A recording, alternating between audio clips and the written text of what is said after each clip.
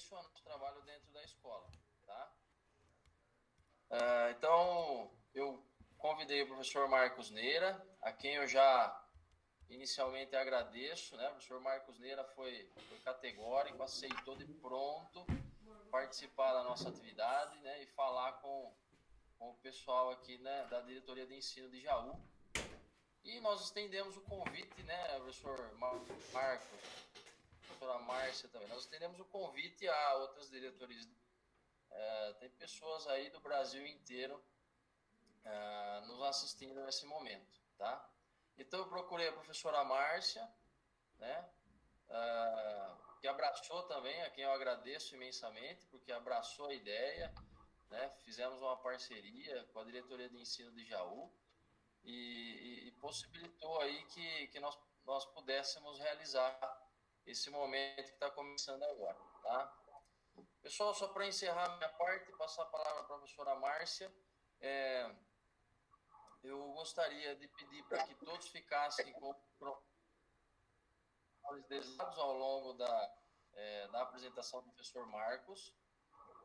Uma das coisas que é importante, né, vocês entenderem, é que nós estamos numa rede, né, online, e atrasos, né, quedas de conexão, isso podem acontecer com vocês, pode acontecer conosco aqui, então é uma coisa totalmente normal, tá? Eu estou gravando a nossa live, com a autorização do senhor Marcos, né? Acho que não conversei com ele sobre isso ainda, depois eu gostaria de disponibilizar isso no Facebook, no YouTube, para que as pessoas que de repente não assistiram ou tiveram algum problema para assistir, possam ver depois, né? E para quem quiser também possa rever a apresentação do professor. Uma coisa que ajuda às vezes, né, vocês assistirem com tranquilidade a live, é ligar não só o microfone, mas a câmera também. Tá? Isso aumenta um pouquinho aí a banda de conexão de vocês, tá? Então é isso, passo a palavra à professora Márcia, que é PCNP de Educação Física aqui da Diretoria de Ensino de Jaú, que vai fazer aí um breve comentário também. Bom dia a todos. Gente, eu agradeço muito a participação de todos, a parceria feita com o Testa, que foi uma ideia muito ótima e outras virão, né? Essa foi a primeira, acredito de muitas. Agradeço também ao professor Marcos Neira, que prontamente aceitou o nosso convite. Muito obrigada, professor. E eu espero que todos possam aprender muito com tudo isso aí, tenho certeza, tá? Muito obrigada a todos. E com certeza nós vamos ter outras palestras iguais a essa, que traz um benefício muito grande para a educação física, para todo mundo, né? Muito obrigada, então, gente. Passo a palavra, professor. Pessoal, todas as questões que fazer, tá? Elas podem ser feitas pelo chat, né? Vocês vão escrever as questões aí, né? Eu e a Márcia, nós vamos coletando essas questões ao longo da apresentação e depois nós vamos tratar de passar para o professor, enfim, também de abrir a palavra para os participantes. Pelo Facebook também, ali nos comentários, é possível, embaixo, né, do vídeo ao vivo que está sendo apresentado lá, as pessoas também podem escrever lá as suas considerações, tá? E as suas questões para a gente poder direcionar o professor Marcos, tá bom? Então, eu conversei com o professor ontem, né, dizendo que eu achava até redundante apresentar o professor Marcos a todos vocês, né, já que todo mundo conhece ele no meio acadêmico, enfim. Eu tenho muito orgulho em falar isso. Eu estudo as produções do professor desde o tempo de graduação e tenho aprendido muito, né? E estou muito feliz, inclusive, dele ter aceitado o nosso convite aí para participar desse momento aqui, tá bom? Então, professor Marcos, seja bem-vindo, tá? A Jaú, mesmo que de forma virtual, E é com você, né?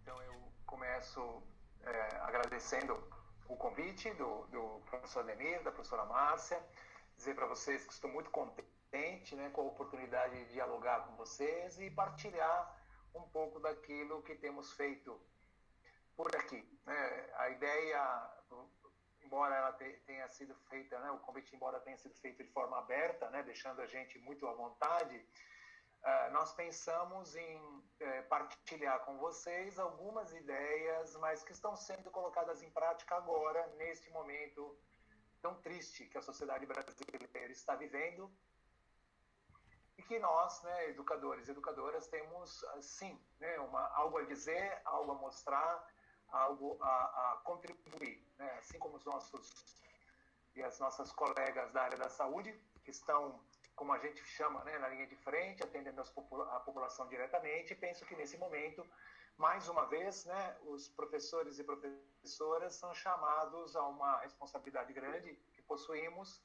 de dar conta, né, e criar alternativas em meio à pandemia. Então, desde já, dizendo para vocês que é uma honra, uma alegria.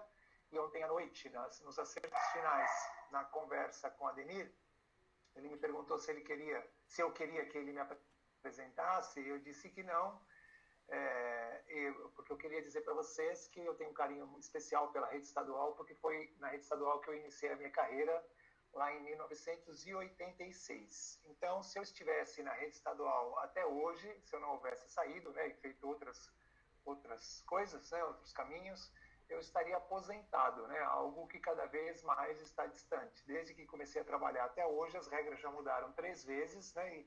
E sempre as regras, eu penso que eles criam as regras para prejudicar a gente, né? Então eu estou, né, cada vez lá na frente, cada vez lá na frente. Não que eu quisesse estar aposentado, não é isso, né? Eu penso que tenho muita condição ainda de ajudar um pouquinho.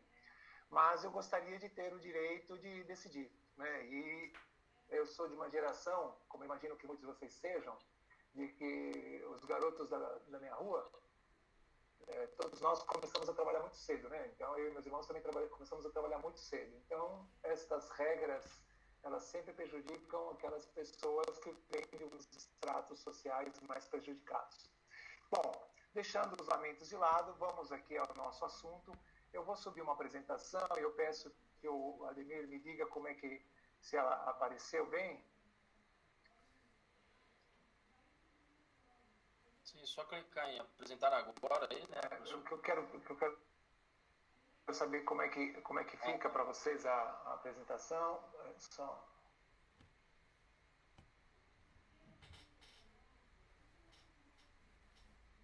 Quando vocês já deve estar aparecendo, né? Quando eu apareço na tela para vocês também, tem aí do lado direito aí a minha imagem ou não? Sim. Ah, então vocês veem. Tem sim, professor. Perfeito. Tá. Obrigado. Então, perfeito mesmo 30 anos atrás, né? Agora não está tão perfeito assim. Cada vez que eu me vejo com esses cabelos aqui, a coisa está ficando difícil. Bom, gente, é o seguinte, né? Então aí a nossa proposta é partilhar com vocês um pouquinho daquilo que está sendo feito pelos nossos colegas e nossas colegas que atuam no grupo de pesquisas em educação física escolar, né? Um grupo majoritariamente composto por professores e professoras que atuam na educação básica, que realizam experiências pedagógicas e que produzem conhecimentos nessa perspectiva chamada cultural. A educação física cultural, educação física culturalmente orientada, currículo cultural, currículo pós-crítico. Então tem várias formas para a gente se referir a ela, mas o nosso trabalho e o que nós vamos partilhar com vocês é nesta vertente de ensino. Existem outras, todas são legítimas, todas são importantes, nós estamos aqui tentando contribuir com isso. Sobre esse aspecto, eu também queria deixar uma coisa bem marcada, que vivemos um momento em que a importância da ciência, felizmente, tem sido exaltada, né? Então, a importância da ciência, da pesquisa, da produção de conhecimentos, da universidade pública, de todo mundo que está engajado, né, na alternativa da produção de uma sociedade, da construção de uma sociedade melhor. Então, eu quero fazer um destaque, gente, da importância da pesquisa na educação também, e da importância da pesquisa na educação física. Então, às vezes nós vemos as pessoas, né, proferindo um discurso de defesa da ciência, né, e da importância de argumentos científicos e de conhecimentos submetidos a um método, seja ele qual for, mas depois, quando a gente vê a tradução disso na prática pedagógica, nem sempre condiz, né? Então, o esforço dessas pessoas aqui, que se rodiziam, né, porque elas entram, saem, o esforço dessas pessoas há muitos anos vem contribuindo com o acúmulo de conhecimentos sobre uma maneira de intervir na educação física, né? Então, eu gostaria que vocês considerassem isso e pensassem, olha, tudo bem, mas tudo que eu disser, né, a partir de agora, não inventei, não caiu do céu, né? Tudo que eu disser é a partir desse acúmulo. E eu convido todas as pessoas, né, que estão aqui agora participando dessa experiência, a acessarem lá o site, quando puderem, né, o gpf.fe.usp.br, e conhecerem os materiais que lá estão. Eu tenho 2 destaques daqueles materiais, né? Além de artigos, dissertações, teses, tudo, né, livro, né, para baixar gratuitamente, há uma aba que é a minha preferida, que ela diz, né, são relatos de experiência. Então, são registros de professores, né, registros escritos e registros fotográficos de trabalhos realizados por professores e professoras na escola, né? Vocês verão lá que é mais escola pública. Temos poucos trabalhos feitos nas escolas privadas, alguns, mas não é a maioria. E também lá nos vídeos, práticas pedagógicas, vocês têm lá uma abinha, depois eu vou até mostrar para vocês, né? Tem uma abinha que são, né, as práticas pedagógicas, e tem uma abinha nova chamada Educação Física Cultural na Quarentena, ou seja, o que esses colegas estão fazendo neste momento nas suas escolas, nas suas escolas não, né? Porque as escolas estão fechadas, mas com estudantes, com as suas turmas, as turmas que eles são responsáveis, etc., nesse momento de isolamento, nesse momento que nós não podemos praticar a educação física da maneira como nós a conhecíamos até então. Bom, os objetivos da nossa conversa são estes, né? Eu gostaria, num primeiro momento, né, de levar vocês a entenderem o lugar da educação física cultural, né, situando a educação física cultural, e aí, muito rapidamente, né, compreender as questões epistemológicas, políticas e pedagógicas que atravessam a educação física cultural. E lá no finalzinho, a nossa ideia é mostrar para vocês alguns trabalhos que estão sendo feitos agora, nesse momento de isolamento social, sendo feitos nas escolas. Bom, é esta a proposta, né? Então, a gente pretende conversar com vocês cerca de 30 minutos, talvez um pouco mais. É uma estimativa, assim, grosseira, né? Uns 30, 35, 40 minutos, talvez. E depois, com a ajuda do Ademir, com a ajuda da Márcia, né, a gente dialogar, responder perguntas, ouvir as manifestações de vocês, né? Não estou pensando, né, que a gente vai dar conta de tudo, estou pensando que é uma experiência, e eu exalto a iniciativa, né, dos colegas de promover essa rodada de conversas, né, que venham outras pessoas, que outras pessoas partilhem também, né, suas experiências, e que todo mundo possa enfrentar de forma um pouquinho menos difícil este momento. Bom, a perspectiva cultural da educação física, ela tem alguns pressupostos, né? Então, eu quero muito sinteticamente dizer para vocês que lá no começo do século XXI, mais especificamente no ano de 2004, eu e o professor Mário Nunes oferecemos lá na Faculdade de Educação da USP, oferecemos um curso de extensão, e esse curso de extensão, a ideia era sempre, né, gente, gratuito, aberto, etc., né, para professores e professoras que atuam nas escolas. A ideia era fazer um debate sobre a educação física e como a educação física estava lá no comecinho do século XXI, né? Ou seja, há 16 anos atrás. E havia algum consenso naquele grupo de que as teorias disponíveis naquele momento não respondiam às características da sociedade que nós tínhamos, né, e que nós temos agora.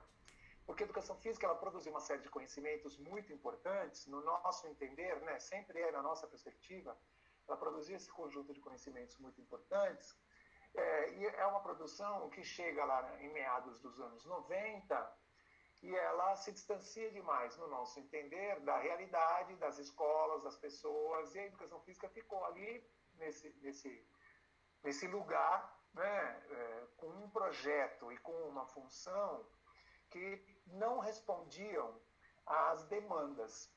Era esse o entendimento do pessoal. E esse pessoal começou, então, a se aproximar, a conhecer, a ler, a debater um conjunto específico de conhecimentos chamadas, né, um conjunto específico de teorias e conhecimentos chamadas teorias pós-críticas do currículo. Então, o que são as teorias pós-críticas do currículo? Não vou aqui ficar explicando as teorias pós-críticas do currículo. O pós-modernismo, o pós-estruturalismo, os estudos culturais, o multiculturalismo crítico, os estudos feministas, a teoria queer, os estudos étnico-raciais, os debates sobre meio ambiente, ou seja, há uma outra produção de conhecimentos, gente, que ela começa lá nos anos 70, anos 80, ela fica muito forte nos anos 90, e agora, né, ela fica bem, né, hipertrofiada, né, neste momento que nós estamos vivendo agora, né, 2020, e que vai oferecer outras maneiras de analisar a sociedade. Então, não sei se vocês percebem, mas eu tenho algum cuidado na maneira como eu coloco as palavras, né? Então, ela não oferece a melhor maneira, nem a explicação verdadeira. Aliás, por quê? Né? Para ser coerente, tudo que a teoria pós-crítica quer derrubar são as certezas, são as verdades, são... Para ela, para a teorização pós-crítica, o que nós temos são regimes de verdade. São narrativas, são discursos que vão apresentando certos conhecimentos como verdadeiros e nós vamos nos apropriando desses conhecimentos. Por isso que a coisa mais bela que existe, seja no campo da educação física ou em outros campos do conhecimento, é que os conhecimentos são transitórios, né? Ou seja, pessoas, grupos, né, produzem narrativas mais interessantes sobre as coisas e essas narrativas passam a ser mais apropriadas, a valer mais do que outras narrativas. Então, voltando, eu já me apresentei, disse para vocês que comecei na rede estadual lá em 1986 e fiz aí uma trajetória trabalhando na educação básica e depois fui para a formação de professores. E eu tenho ciência, gente, que ninguém ninguém agora que nos ouve, que nos acompanha, trabalha da maneira que eu trabalhava lá no começo da minha carreira, lá em 1986. Ou seja, porque naquele momento o projeto de formação que a escola tinha, que as escolas tinham, a rede estadual tinha, era um projeto diferente do que existe agora. As aulas de matemática eram diferentes, o que se fazia nas aulas de português também era diferente, e as aulas de educação física também eram diferentes, né? Então, o que eu fiz não tem muito a ver com a educação física que eu tive, mesmo tendo sido aluno da rede municipal e da rede estadual de São Paulo, né? Ou seja, eu tive uma educação física, depois eu me tornei professor em outra educação física, e eu vejo agora colegas nossos, né, como vocês e esses colegas com quem eu lido diretamente, que fazem uma educação física diferente também. Então, não estou dizendo melhor, estou dizendo o tempo inteiro, né, que outras maneiras de analisar a sociedade aparecem e elas contribuem para a gente pensar as nossas ações, né? Para a gente pensar as nossas relações, para a gente pensar o mundo do trabalho, para a gente pensar uma série de coisas interessantes. Bom, e afinal de contas, né, já que eu estou falando tanto de sociedade contemporânea, dessa característica, dessa sociedade contemporânea, que sociedade é essa? Gente, há algum consenso que uma coisa chamada globalização interfere demais na nossa maneira de fazer as coisas no cotidiano. Vários autores dizem isso. Há algum consenso que esse caráter multicultural da sociedade que nós temos agora, ele nunca existiu. Há algum consenso que, neste momento, os bens culturais, eles circulam com uma velocidade, graças, né, a essa tecnologia que nós estamos usando agora, por exemplo, os bens culturais circulam com uma velocidade e se tornam acessíveis para as pessoas de uma maneira que antes não acontecia. E, finalmente, um outro traço desta sociedade é que nós vivemos experiências democráticas que até então nós não conhecíamos. Então, hoje nós temos uma parcela muito maior, né, da garotada na escola, quando a gente compara essa parcela, né, da época em que eu iniciei na profissão ou da época que eu era criança. Né? Então, quando você percebe, nos anos 60, nos anos 70, de cada 100 crianças matriculadas na antiga primeira série, apenas 3 crianças concluíam lá o que a gente chamava colegial. Hoje isso se dá de uma outra maneira. Então, mas não é só isso, né, gente? Ou seja, quando a gente diz a democratização da sociedade, as relações hoje elas também se dão de outra maneira. Nós ainda não temos a sociedade que a gente quer, justa, igualitária, etc. Mas nós temos uma sociedade um pouco mais democrática do que aquela que nós vivemos no passado recente. A ideia é essa. Então, nossa sociedade contemporânea, se a gente puder reduzir, né, a maneira de entendê-la, nós estamos pensando uma sociedade globalizada, multicultural, democrática e, finalmente, né, profundamente desigual.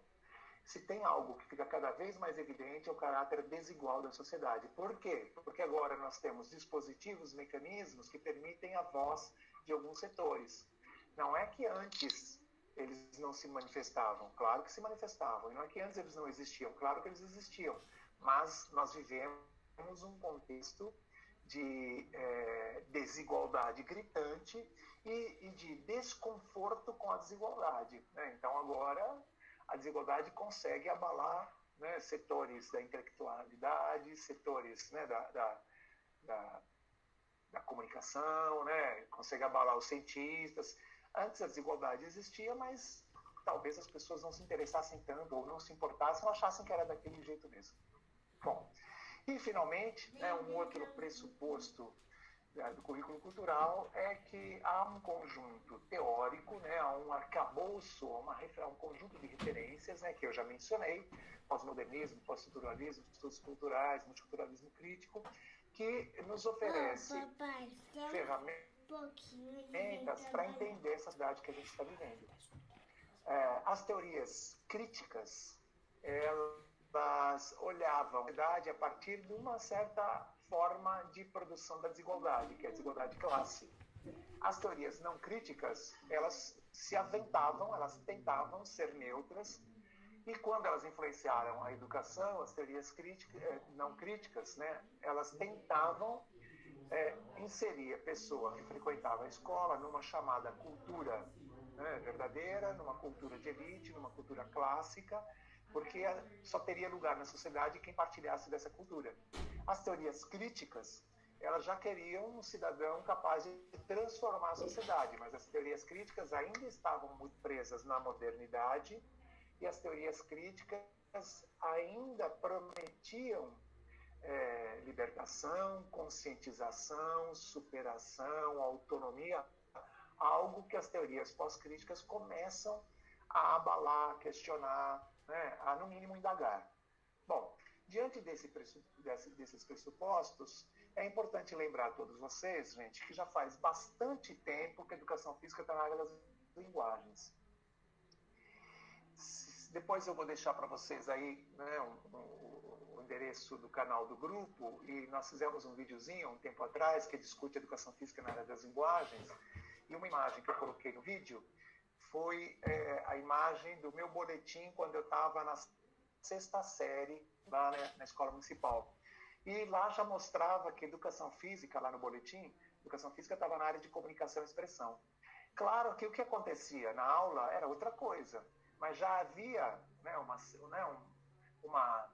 uma compreensão que o lugar da educação física fosse outro. Quando são publicados os parâmetros curriculares nacionais da educação infantil, do ensino fundamental e do ensino médio, lá, 97, 98 e 99, você já tem lá uma consolidação na área da educação física na área das linguagens. Quando, né, vem a proposta da rede estadual, a proposta aqui em São Paulo da rede municipal, muitas outras propostas, né, pelo Brasil afora, etc., a educação física está sempre na área das linguagens. Né? Então, é importante a gente entender o que é a educação física na área das linguagens.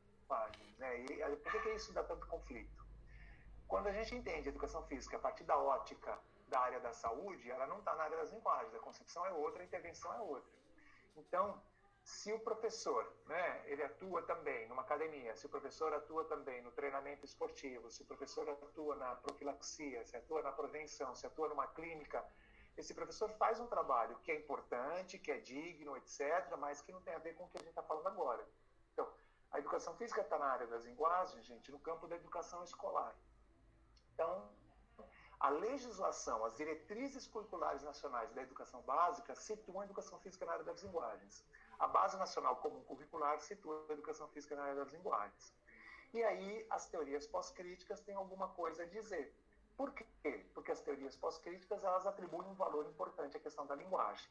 Então, nós vamos aí conversar muito rapidamente, né? Então, a maioria de nós, na sua formação, foi se apropriando de uma ideia de que o objeto da educação física era o movimento. Mas essa ideia de movimento que influenciou o objeto de estudo da educação física, na perspectiva desenvolvimentista, na perspectiva psicomotora, por exemplo, é uma ideia bastante influenciada pela psicologia do desenvolvimento. Eu acabei de dizer para vocês que nós estamos trabalhando com a educação física cultural, portanto, nós rompemos com a psicologia do desenvolvimento, portanto, nós não entendemos que é papel da educação física aprimorar, né, as habilidades motoras, nem através delas, né, desenvolver cognitiva, afetiva e socialmente as pessoas. Nós não entendemos isso. Então, nós estamos entendendo, gente, que não é um movimento que nós vamos trabalhar com gesto, mas não é qualquer gesto. Agora, por exemplo, eu estou fazendo gesto para vocês, mas não é desse gesto que a gente está falando na educação física cultural. A gente está falando de uma gestualidade que constrói, que produz uma forma de comunicação entre nós e com outros grupos, chamada linguagem corporal. Mas também não é qualquer linguagem corporal. Cortar o cabelo assim, ou assado, usar agasalho, ou usar terno, usar brinco ou não usar brinco, usar piercing ou não usar piercing, fazer tatuagem ou não, tudo isso também é linguagem corporal. Nós estamos falando da linguagem corporal produzida pela gestualidade, mas que caracteriza algo bem específico, que são as práticas corporais. Então, o que são as práticas corporais neste entendimento aqui, gente? As práticas corporais são textos da cultura. As práticas corporais são produtos da gestualidade sistematizada e que tem como intenção comunicar formas de ser, estar, pensar, viver. Então, algo acontece quando crianças brincam de bolinha de gude, algo acontece quando pessoas jogam videogame, algo acontece quando pessoas se arriscam no slackline, algo acontece quando as pessoas fazem ginástica no parque, ou seja, aquela linguagem, aquela linguagem produzida pela gestualidade, ela está situada de uma determinada maneira dentro de um conjunto de regras e formatos, e características específicas que nos permitem dizer: isto é uma brincadeira, isto é um esporte, isto é uma ginástica, isto é uma luta ou isto é uma dança. Brincadeira, esporte, dança, ginástica ou luta. Essas são as práticas corporais que são abordadas, estudadas, discutidas no campo da educação física. Essas práticas corporais, gente, elas existiriam, elas existiriam mesmo se não existisse educação física. Essas práticas corporais, elas são patrimônio dos grupos culturais. Essas práticas corporais, elas dizem muito sobre a minha cultura, sobre quem eu sou, sobre como eu fui me constituindo. Vou dar alguns exemplos. Eu gosto de certas danças, eu gosto de certas brincadeiras, eu gosto de certos esportes. Quando eu entrei na sala, fiquei olhando quem estava, etc., tem um colega aí, que agora eu esqueci o nome dele, que ele tem um símbolo, ali no nome dele, que alude, a um clube que eu tenho simpatia, que eu sou torcedor. Ou seja, eu e esse colega meu, ou essa colega minha, não lembro, se o nome era de homem ou se o nome era de mulher, essa colega minha ou esse colega meu, quando esse time entra em campo, quando a gente assiste esse time, a gente faz uma comunicação com aquelas pessoas, aquelas pessoas emitem para a gente elementos que nos permitem gostar daquilo, fazer aquilo, curtir aquilo, etc, etc, etc. mas poderia ser uma dança, mas poderia ser uma luta, assim como muitos de vocês, eu também estou no Facebook, e aí fica passando aquelas lutas de UFC para mim, não sei porquê. Eu fico assistindo, eu acho legal, fico vendo lá, né?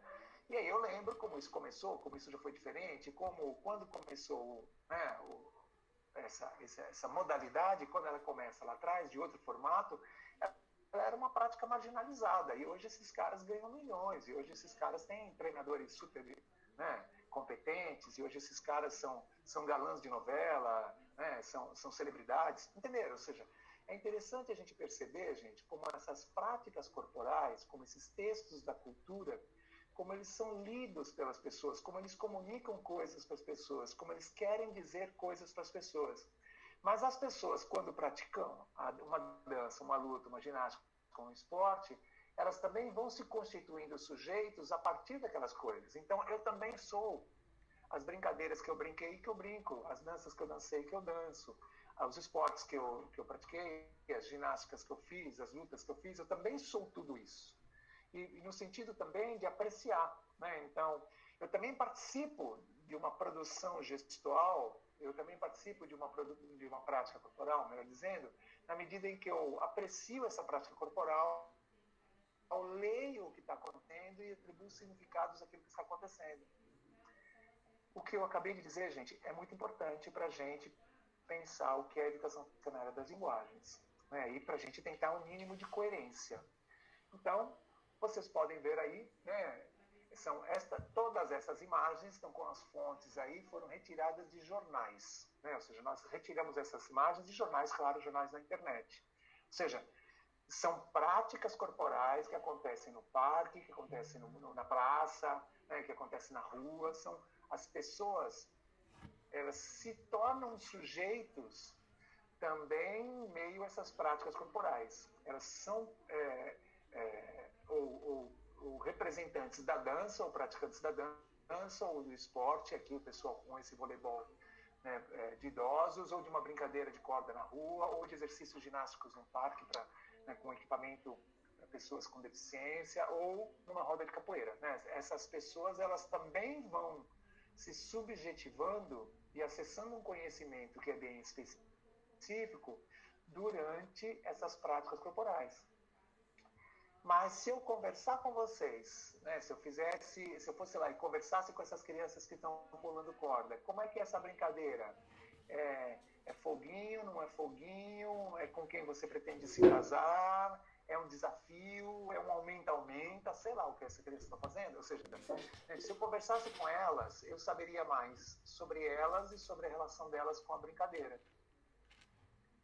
A mesma coisa vale, né, para essas senhoras jogando vôlei, a mesma coisa vale para os garotos lá dançando lá no Rio de Janeiro, a mesma coisa vale para essas pessoas jogando capoeira, etc. Né? Ou seja, gente, há algo que nos permite compreender melhor essas práticas corporais e nos permite produzi-las gestualmente, que só é obtido na medida em que a gente se aproxima dessas práticas corporais, conversa com as pessoas dessas práticas corporais, conhece melhor essas pessoas e conhece melhor essas práticas. Como todo mundo que está aqui participando dessa conversa frequentou a Faculdade de Educação Física, eu vou falar algumas coisas sobre a nossa trajetória formativa. Muitas vezes nós tínhamos lá a cadeira basquete, ou a cadeira natação, ou a cadeira ginástica geral, ou a cadeira seja ela qual for. Essas alusivas às práticas corporais. E às vezes a gente estudava muito do basquete, ou muito do futebol, ou muito da natação, ou muito da ginástica artística. A gente estudava. Mas nem sempre a gente teve chance de conhecer o ponto de vista das pessoas que vivem aquilo, como profissão, como lazer, como forma de passar o tempo, como torcedora. Ou seja, qual é o ponto de vista da torcedora sobre o futebol? Qual é o ponto de vista da árbitra? Qual é o ponto de vista da pessoa que está lá, né? Lá jogando capoeira, né? Ou seja, como é que ela lê a capoeira, o que a capoeira significa para ela, o que ela pensa sobre o papel da capoeira no mundo. Ou seja, mesmo que nós tivéssemos lá uma cadeira na faculdade chamada capoeira, ou lutas, né? Seja lá o que for, nem sempre o professor, a professora lá, porque estavam comprometidos com ensinar essas coisas, nem sempre nos permitiram fazer uma leitura mais ampla do que isso significa na sociedade. E muitas vezes, todo o esforço que foi feito sobre nós, e aí eu estou me colocando na condição de aluno lá na primeira metade da década de 80, lá na faculdade, ou o que eu vejo ainda hoje. Eu trabalho na formação de educação física, trabalho num curso que forma professor de educação física, eu vejo que muitas vezes a preocupação é com fazer com que o jovem estudante, né, estudante da graduação, se aproprie daquela gestualidade, conheça bem a modalidade, conheça como ensinar a modalidade, mas com pouca relação ou com pouca preocupação ainda com as pessoas que estão envolvidas nessa manifestação, com as pessoas que estão envolvidas na realização, na produção, na apreciação dessa manifestação. Bom, dito isto, gente, passemos aí às questões epistemológicas, né? Então, nós temos aí 3 conceitos muito importantes, né, para a gente pensar. E aí, novamente, né, rompendo com a teorização não crítica, rompendo com a teorização crítica da educação física, ou seja, nós estamos olhando para a teorização crítica porque a teorização pós-crítica ela incorpora alguns elementos da crítica, mas ela traz outros elementos para a gente pensar. O que é cultura? E por que essa palavra é importante? Porque a escola é o espaço da cultura. Para a teorização pós-crítica, a questão da cultura é importante porque a teorização pós-crítica coloca a cultura no centro, num conceito muito conhecido chamado centralidade da cultura. Então, para os estudos culturais, né, que é uma das perspectivas pós-críticas, para os estudos culturais, a cultura está em todos os cantos e recantos. É a cultura que influencia as nossas formas de ver o mundo, que influencia tudo aquilo que a gente faz. Cultura não é só, gente, saber escrever ou saber produzir uma caneta, né, uma lapiseira como essa. Cultura não é só amarrar o sapato, cultura não é só fazer uma leitura. Cultura, na perspectiva pós-crítica, é toda a produção de significados e, principalmente, é toda a disputa em torno da significação. Então, se a gente voltar para aquelas imagens, né, para não ter que voltar, né, e ficar fazendo uma conversa longa demais, para a gente voltar naquelas imagens, aquela manifestação capoeira eu não escolhi à toa, né, aquela imagem. Escolhi para poder lembrar vocês que hoje nós capoeira de uma maneira muito diferente do que as pessoas que estavam aqui nos anos 20, nos anos 30, viam a capoeira. Então, naquele momento, gente, a capoeira ela era uma prática perseguida, ela era uma prática proibida. As pessoas que se envolviam com a capoeira eram vistas de forma bastante pejorativa. O que aconteceu? Uma série de movimentos sociais, uma série de lutas pela valorização das identidades culturais, e hoje a capoeira é uma prática presente nos currículos escolares. Em qualquer documento curricular da educação física está lá a capoeira de alguma forma, ou pelo menos um exemplo, ou pelo menos uma situação. Então, gente, o que aconteceu? Capoeira mudou ou não? O que mudou foi a maneira como a gente vê a capoeira. Mas quando muda a maneira como a gente vê a capoeira também muda. Tudo bem? Então ela não mudou independentemente dessa forma da gente ler a capoeira, significar a capoeira, interpretar a capoeira, atribuir sentido à capoeira. Essa disputa, né, pela valorização, essa disputa pela visão de capoeira, pela concepção de capoeira, ela se dá em meio a relações de poder. Por isso que a gente vai dizer que a cultura é um campo de disputa onde o poder, onde o poder faz valer uma determinada visão. Então, a noção que vocês têm hoje, que eu tenho hoje de educação física, também vale, né? Ou seja, quando você vai desenvolver uma ação e as crianças dizem, isso é aula de educação física? Hoje não vai ter aula de educação física? Isso não é educação física. Vamos para a quadra? Ou seja, quando as crianças estão dizendo isso, elas estão dizendo para vocês que elas significam, que elas concebem a educação física de uma certa maneira. Ora, por que elas concebem a educação física de uma certa maneira?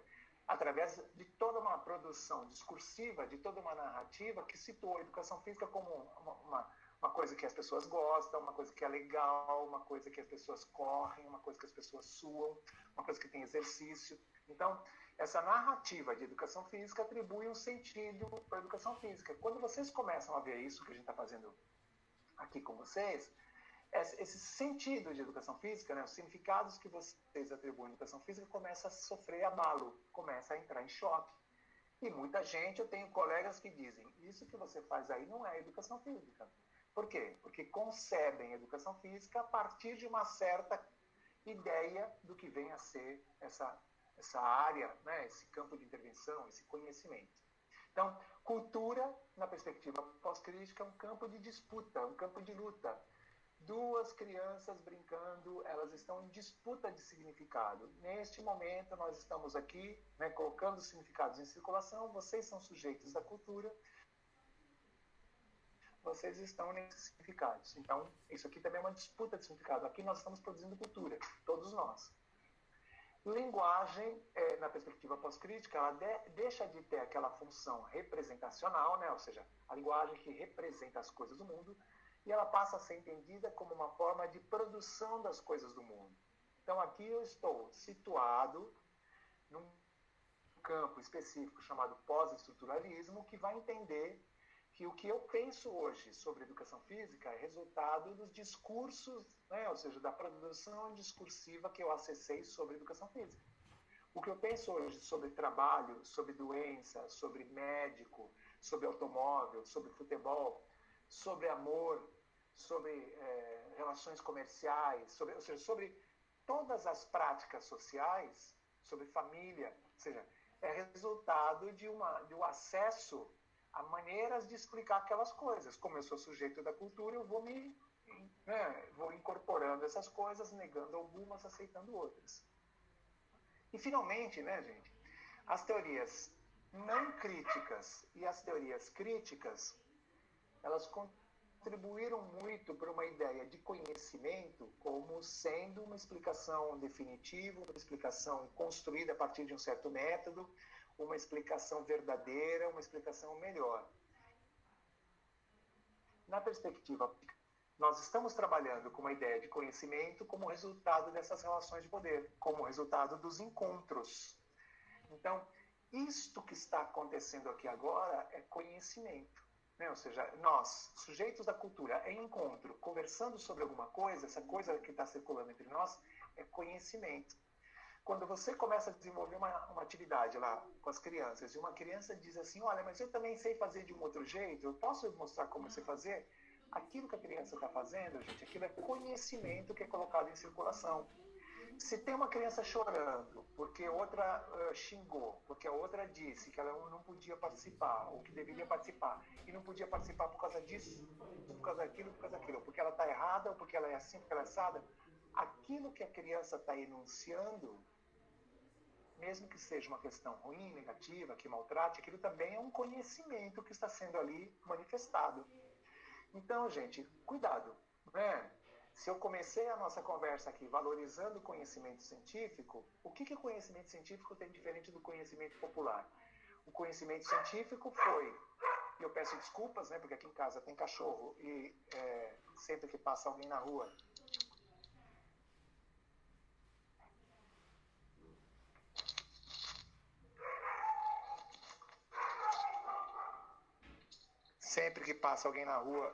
os dois cachorros que nós temos aqui, eles ficam latindo, então peço desculpas. Trabalhar em casa é isso mesmo. E se eu estivesse lá na quadra, né, da escola estadual de 1º e 2º grau, João Evangelista da Costa, onde eu comecei, às vezes também entrava cachorro. E às vezes caía pipa. E às vezes tinha um barulho lá do outro lado do muro, a criançada toda corria para cima do muro para ver o que estava acontecendo. Tudo isso é conhecimento. Tudo bem, gente? Ou seja, essas coisas acontecem, essas coisas atravessam, as pessoas têm visões sobre as práticas corporais, e você vai falar de dança e as crianças terão suas representações, ou jovens, ou os adultos, ou os idosos que frequentam a educação de jovens e adultos, as crianças, você vai tematizar um esporte, vai aparecer as visões que eles têm sobre aquilo, tudo isso é conhecimento. Eu estava dizendo para vocês que nós nos acostumamos, tanto nas teorias não críticas quanto nas teorias críticas, nós nos acostumamos a tratar conhecimento de uma só forma, né? Como aquilo que resulta do método científico, e a escola fica fazendo força para apresentar aquilo.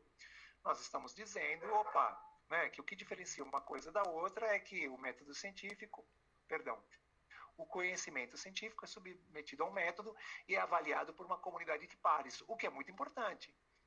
Então, é óbvio, gente, que eu espero em 2020 que se algo acontece com uma pessoa, que ela tenha o melhor atendimento possível, e esse atendimento, neste momento, né, há um consenso na sociedade que esse atendimento precisa ser através do conhecimento científico.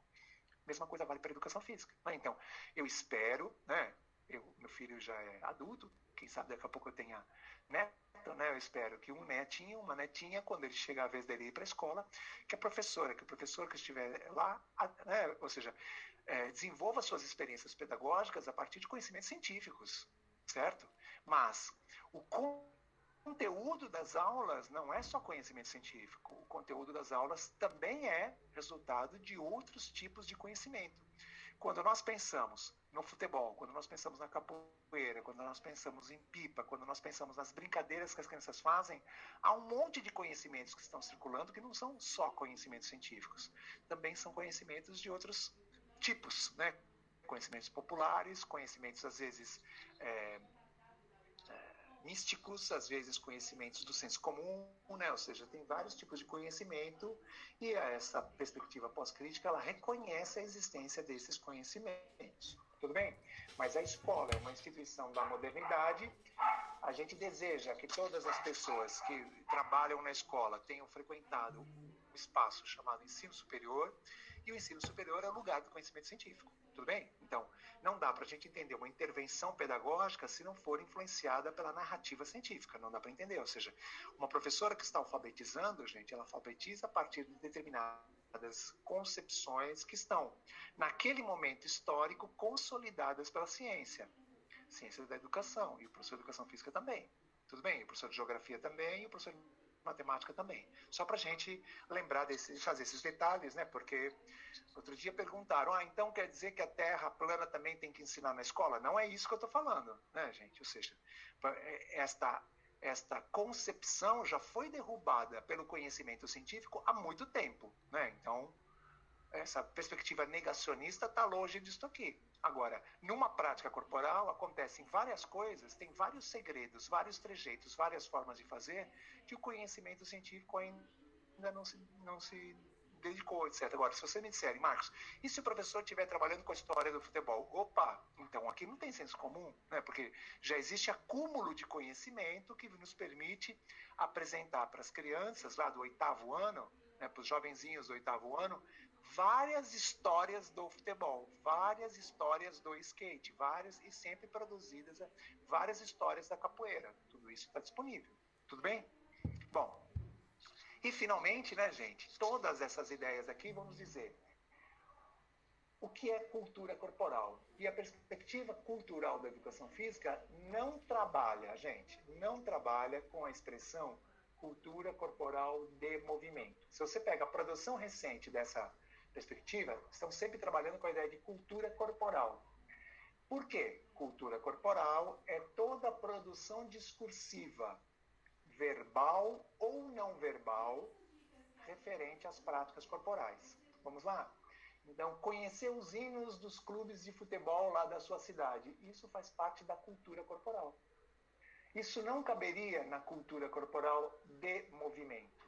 Tudo bem? Então não tem nada a ver com movimento. Movimento é um conceito muito influenciado pela psicologia do desenvolvimento. Nós estamos falando de cultura corporal. Então, cultura corporal é o jeito de jogar tal jogo, isso é cultura corporal. Saber fazer pipa, isso é cultura corporal. Saber jogar videogame. Conhecer 10 tipos de videogame. Atingir a pontuação máxima no videogame. Gente, tudo isso parte da cultura corporal. Cultura corporal.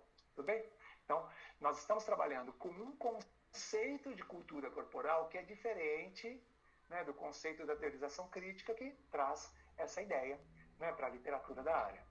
Bom, do ponto de vista da pedagogia, né, lembrando que o nosso objetivo era olhar um pouquinho as questões, né, epistemológicas, pedagógicas e políticas da perspectiva cultural. Do ponto de vista de conceitos que vocês precisam refrescar. Tematizar não é ensinar. Né? Tematizar é pegar um objeto, né? Pegar uma dança, uma luta, um esporte, uma ginástica e olhá-lo de diferentes maneiras, com diferentes experiências de ensino. Essa explicação é importante para vocês depois assistirem os vídeos lá, né, dos colegas que estão trabalhando na pandemia. Então, a tematização, gente, ela não é só a vivência da prática corporal, ela também é uma discussão sobre a prática corporal, ela também é uma pesquisa sobre a prática corporal, ela também é uma leitura sobre a prática corporal. Por quê? Porque o objetivo da educação física na perspectiva cultural é proporcionar uma leitura de como essa prática corporal acontece na sociedade. Nós também temos, na perspectiva cultural, uma didática específica, uma forma de organizar as ações didáticas. Então, não tem, gente, não tem parte inicial, parte principal e parte final da aula. Não existe isso. Não existe tarefas descontextualizadas. A perspectiva cultural não trabalha com sequências didáticas. A perspectiva cultural não faz levantamento dos conhecimentos prévios. Isso tem a ver com outras propostas de educação física. A perspectiva cultural ela faz mapeamento, ressignificação, leitura da prática corporal, aprofundamento, ampliação, registro e avaliação. Então, se você olha o que tem nos relatos de experiência, se você olha o que tem nos vídeos, se você olha o que tem nas obras da educação física cultural, é uma concepção didática, né? uma ação didática bastante singular. Então, se você quer contribuir para o desenvolvimento motor das crianças, você precisa de um tipo de trabalho. Se você quer contribuir para a aquisição e manutenção das condições de saúde, você precisa de um outro tipo de trabalho. Se você quer contribuir para um desenvolvimento integral, no sentido dos domínios cognitivo, afetivo e psicomotor, você precisa de um outro tipo de trabalho. E se você quer contribuir para que as crianças compreendam uma manifestação cultural na sociedade e reelaborem essa manifestação a partir do próprio repertório, você precisa organizar suas ações de uma outra maneira. Vamos lembrar?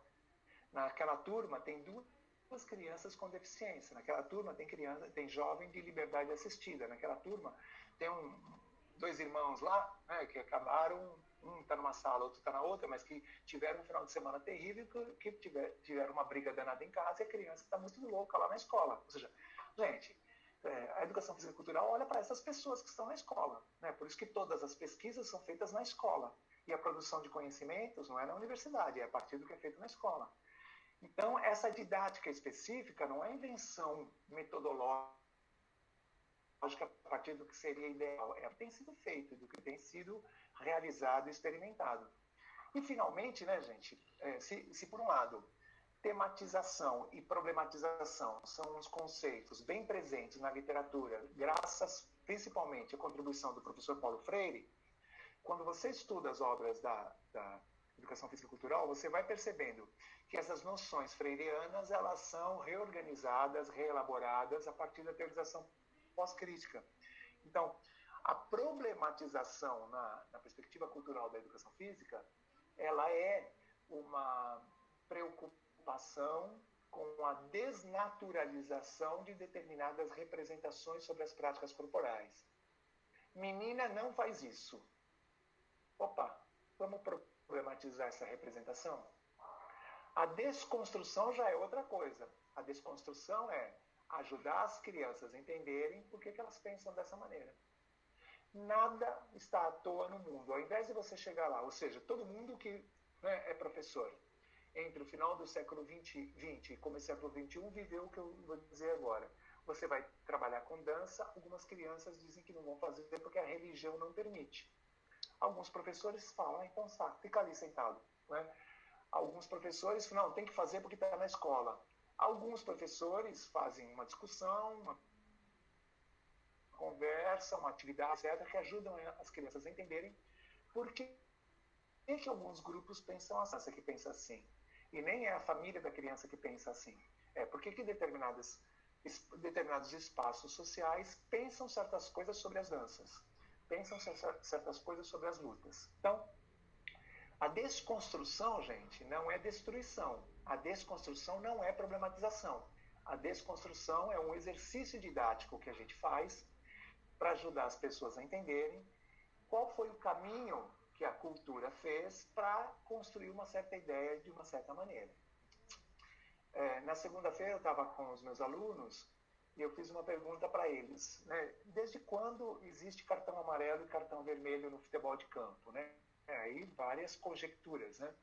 Algumas pessoas acharam que existia desde sempre. Estou falando uma galera, todo mundo da educação física, né? Não existe desde sempre, né? Cartão amarelo e cartão vermelho. Não existe desde sempre o número na camisa, né? Gente, faz pouco tempo que o voleibol é uma prática corporal que é bem aceita pelo público masculino. Quando eu era criança, o vôlei não era praticado pelos meninos.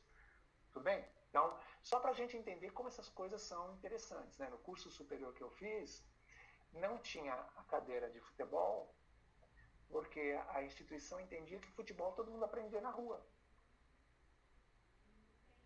Né? Então, eu fiz lá na primeira metade dos anos 80, as aulas práticas eram separadas, menino de menina, porque na escola era desse jeito. Hoje, quando a gente defende que todo mundo tem aula junto, gente, às vezes as pessoas pensam que as coisas estão dadas, né? Que as coisas sempre foram assim, não. Né? Ou seja, a desconstrução é entender quais são as relações de poder que atuam para produzir uma prática corporal ou uma visão, né, sobre a prática corporal ou a ideia sobre uma pessoa de uma determinada maneira. Bom, dito isto, né, já bem perto do final, vamos pensar aqui na dimensão política da perspectiva cultural da educação física. Então,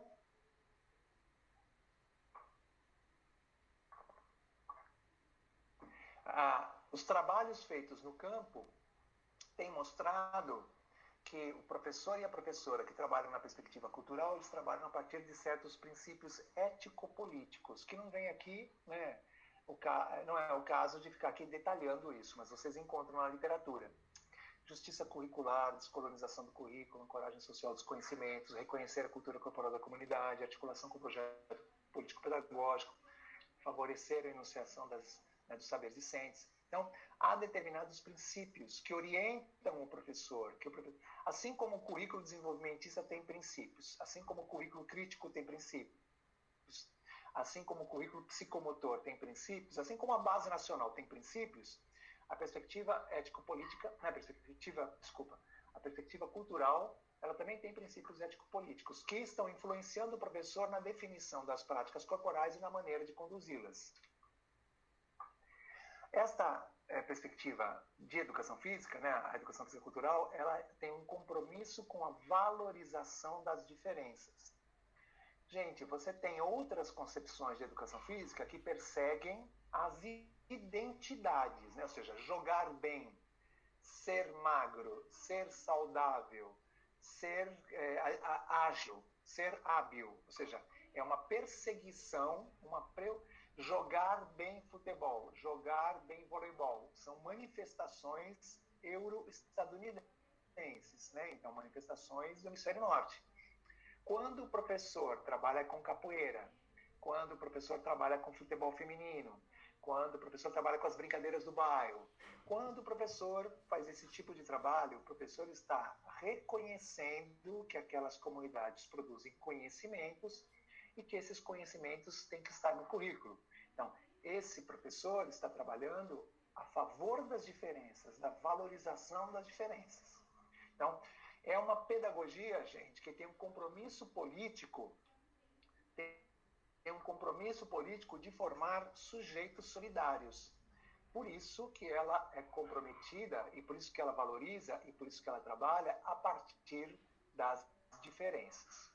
Eu vou colocar para vocês um videozinho, ou até mais de um, para que a gente possa conversar sobre isso.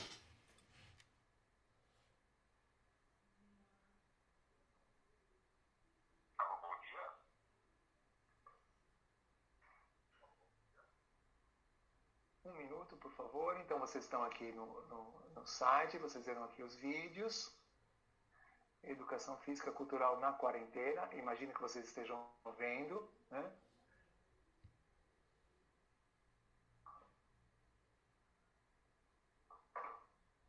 Então, você tem, né, esses registros em vídeo de trabalhos feitos agora durante a quarentena. Então, você tem aí professores que estão tematizando o futebol, professor que está tematizando a ginástica de academia, professor que está tematizando jogos eletrônicos, professor que está tematizando lutas, professor que está tematizando lá na EMEI, práticas culturais, na EMEI, na educação infantil, práticas culturais nordestinas. Então, todo esse material já vem mostrando para a gente como que esses professores estão trabalhando, né? Como que esses professores estão desenvolvendo suas experiências. Vamos ver aqui o vídeo da professora Aline, bem rapidamente.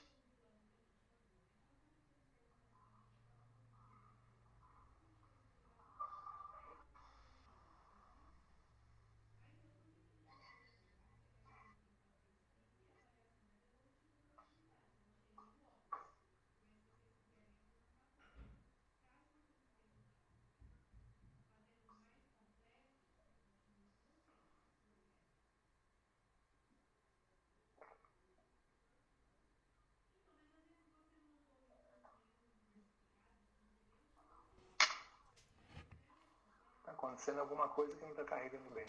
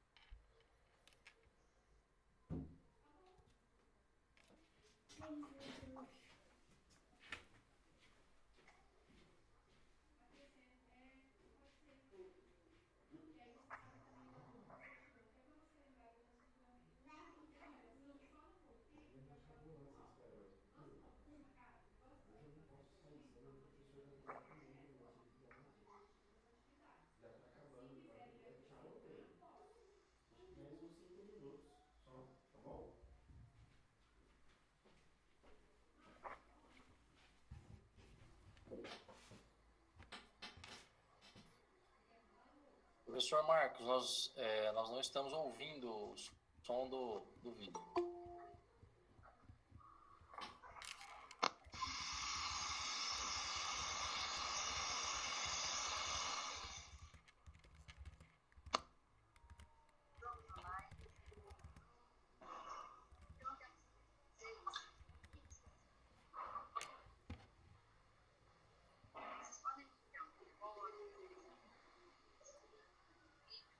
Vou aumentar aqui o volume, vamos ver.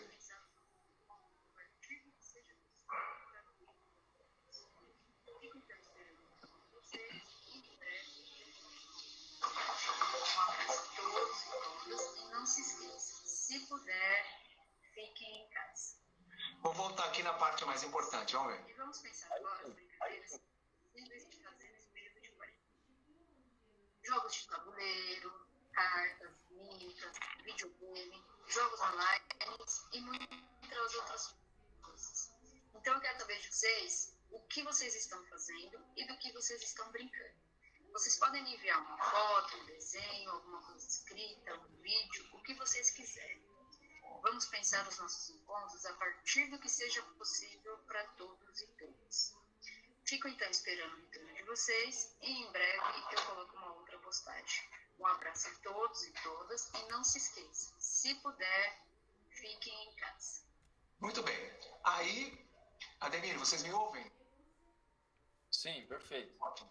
Então, eu vou trabalhar aqui no vídeo para vocês verem. Aí, um tempo depois, a Aline juntou o material que as crianças enviaram. A Aline é uma professora da Rede Municipal de São Paulo que trabalha na região de São Mateus, na zona leste da cidade. Então, as crianças começam a mandar os materiais daquilo que elas têm feito.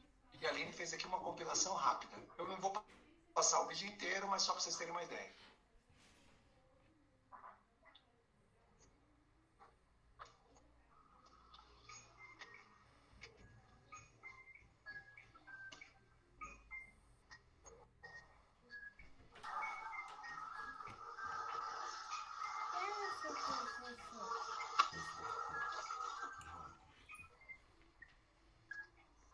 As crianças estão mandando as brincadeiras para eles, vocês estão fazendo em casa. A gente tem que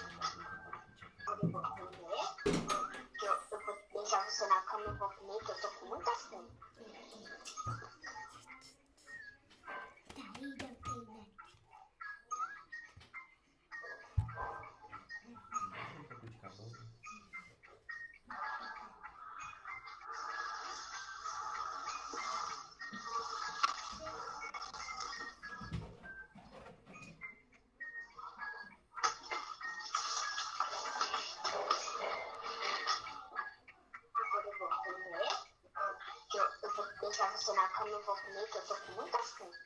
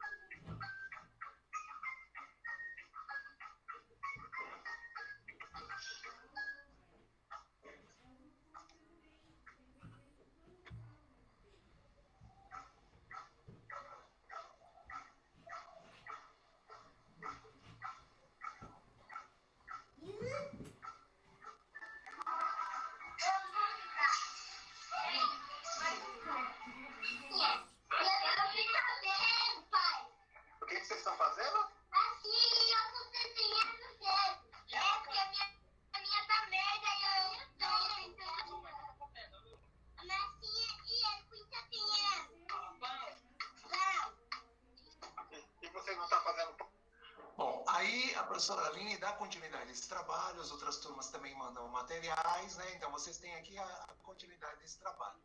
Para não ficar açucrinando muito, vamos ver aqui um outro trabalho, mais com alunos maiores.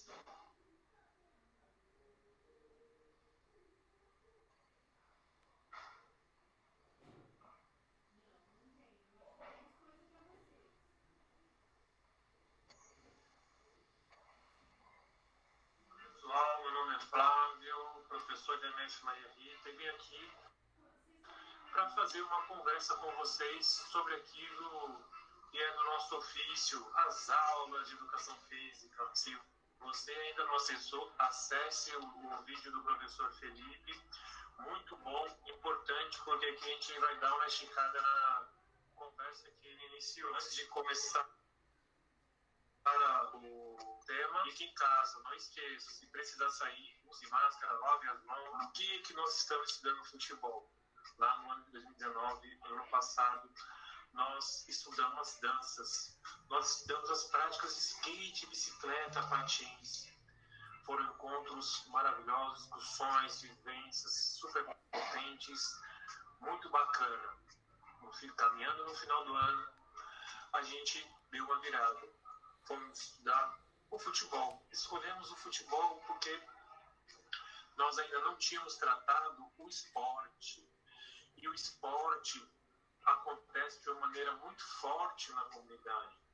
E aí nós escolhemos o futebol justamente por essa razão, por conta da sua ocorrência, por conta que é uma prática corporal que está atravessando diariamente a vida das crianças.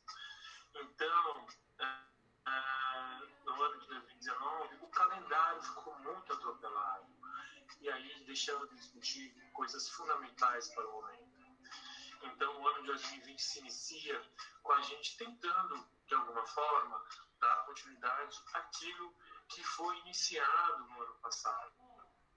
E aí, eu, com os alunos dos oitavos e novos anos, nós iniciamos fazendo uma discussão com os oitavos, relembrando aquilo que foi vivido nos nonos, fazendo uma conversa sobre alguns acontecimentos que eles tinham presenciado, vivido, tinham sabido a respeito do futebol. E aí alguns lembraram, eu jogo bola na rua, eu jogo bola no beco, eu jogo bola no campo, eu jogo em tal time.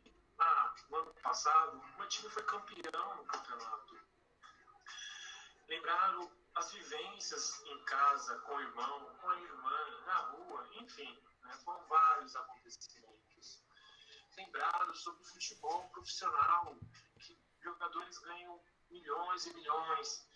Lembraram da tragédia com os meninos lá no Flamengo. Lembraram, enfim, foram várias lembranças e lembranças. E aí nós passamos a vivenciar, fomos à quadra também vivenciar o futebol. E aí, professor Felipe e eu achamos que seria bacana promover um encontro dos alunos do Fundamental 2 coisa que nós já fazíamos no ano passado, com a dança, com a bicicleta, com o skate, com patins, e que agora seria também interessante fazer com o futebol. Para alguns alunos, sobretudo do nono ano, era uma novidade. Para alguns do oitavo, era mais uma continuidade daquilo que nós havíamos feito no ano anterior. E um estranhamento rolou. Nossa, mas vamos fazer aula com esses alunos do quinto ano, eles são muito pequenos, o que eu vou ensinar para eles? Nossa, e agora? Pois bem, não era isso. Nós queríamos fazer uma coisa coletiva, de aprender junto. E aí o professor Flávio vai lançar um desafio para esses alunos. Os alunos, para não estender o vídeo todo, vai lançar o desafio para os alunos dele e os alunos dão as devolutivas. E o Flávio continua esse trabalho porque os meninos, durante essas devolutivas, os meninos e as meninas manifestam visões a respeito da mulher no futebol, a respeito da presença de atletas negros e negras no futebol. E aí o professor Flávio desenvolve esse trabalho a partir dessas representações, que ele vai problematizando e vai desconstruindo. E ele vai estimulando os alunos, vocês depois podem assistir todos os vídeos, ele vai estimulando os alunos... Olá, pessoal, espero que todos estejam bem. Ele vai estimulando os alunos a procurarem jogos de futebol na televisão, né, que agora estão reproduzindo muitos, repetindo muitos, ou nas redes sociais, nas mídias como um todo, para que eles façam análises daquilo que vem acontecendo. Fique em casa, vamos tentar de alguma forma dar conta de cumprir esse isolamento social para que o mais breve possível a gente possa superar esse momento muito delicado que vivemos hoje. E aqui ele vai mostrando, nesse momento aqui do vídeo, enquanto que os seus familiares poderiam permanecer apenas na arquibancada, ao lado do campo, atrás, assistindo, bem, mas as coisas mudaram, ainda bem, né? Então, mas a mudança foi muito sofrida. Muitas pessoas tiveram de se dedicar para algumas coisas, tiveram de abandonar, tiveram de derramar sangue, suor, enfim. E nos próximos vídeos, né, que esse é o vídeo 4, nos próximos 5, 6, ele entrevista tudo pela internet, né? Ele entrevista jogadoras, meninas que jogam futebol, etc, etc, etc. Um outro exemplo interessante para vocês conhecerem, depois verem, foi um trabalho feito com as crianças pequenas da educação infantil, que mesmo aqui, né, nesse momento tão complicado, as professoras têm feito formas de interagir. Esse trabalho, as professoras estão tematizando o forró com as crianças. E também é interessante conhecer os detalhes dessa tematização. No sertão, eu acho que ela não bete. Eu acho que ele foi pra Bahia. No Pernambuco, onde tem muitos cactos. Agora é a caatinga. Oi, pessoal, tudo bem por aí? Por aqui tudo bem. Crianças da Emei Nelson Mandela, vocês são muito sabidas e observadoras. Vocês viram, nas fotos da viagem da família Barumi, diversos elementos diferentes. Viram cachoeira, mar, campo, floresta, cactos. Pelo jeito, a família Barumi viajou por vários lugares diferentes. E no livro que o Henrique pegou, vocês observaram cactos também, árvores secas com folhas secas, animais como tatu e burrinho, um chão seco, areia. E algumas crianças falaram que esse lugar é o sertão, a Caatinga, no Nordeste. Pelo jeito, a família Barumi passou mesmo por lá. Sabe, eu estava pensando e eu lembrei. Eu conheço um jeito de contar histórias que é muito legal, que vem lá do Nordeste. Se chama cordel. Você sabia que o cordel tipo de poesia popular com verso? E aí, nos vídeos seguintes, se vocês depois estiverem olhando, as professoras passam pelo cordel, chegam no forró, né, shot, chachado, e mostram as danças, e as crianças são filmadas pelas famílias dançando. Você vai percebendo, né, esse trabalho permite com que as crianças situem essas práticas em determinado contexto e façam uma leitura do que elas são, do que elas significam. E são crianças bem pequenas, né? São crianças...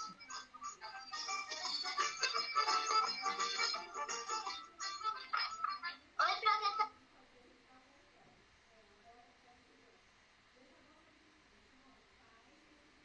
Marina. Eu sei uma coisa do forró e te mandei as fotos. E também,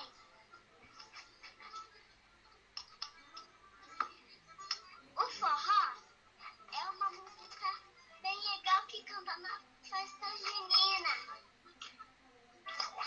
O forró é muito legal quando a gente quer e é muito especial pra gente. Beijo, tchau. Essa foto foi lá na chácara. Até a gente fez uma fogueira muito alta que eu sentei. Beijo, muitos beijos pra você. Beijo, tchau. Eu ouvi essa música. Marina, você sabia que eu gostei dessa música? Me dê vontade de dançar. Essa é a música de São João, dá vontade de dançar. Bom, acho que dá para ter uma ideia. A gente convida vocês a olharem os materiais, né? São muitos vídeos com muito tempo de gravação, então não convém ficar passando aqui, tá? Era isso de maneira geral. Eu vi aí que tem alguns comentários agora que eu percebi, né, porque estava coberto para mim. Fico à disposição para ouvir vocês, para responder alguma questão que vocês tiverem. Muito obrigado. Era isso. Muito bom, professor Marcos. Como sempre, fantástico. Muito legal e elucidativa, né, a sua apresentação, né? Eu particularmente gosto muito, né, simpatizo bastante com a perspectiva cultural, né, de ensino da educação física. Pessoal, nesse momento, né, é um momento para vocês agora, né, tentarem de alguma forma enviarem as questões aí para nós. Pode ser através do chat, ou pode ser também, para quem está assistindo pelo Facebook, né, pode ser ali pelos comentários, né, do Facebook. Eu estou acompanhando aqui as mensagens, né, pedindo para o pessoal colocar as questões ali.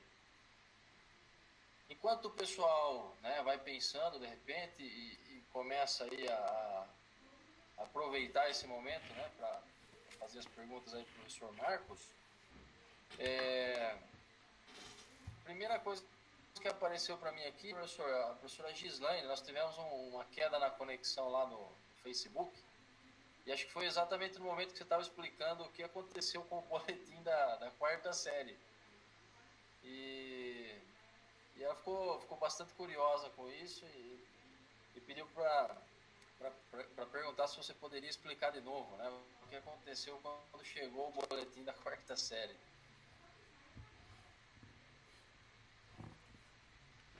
Então,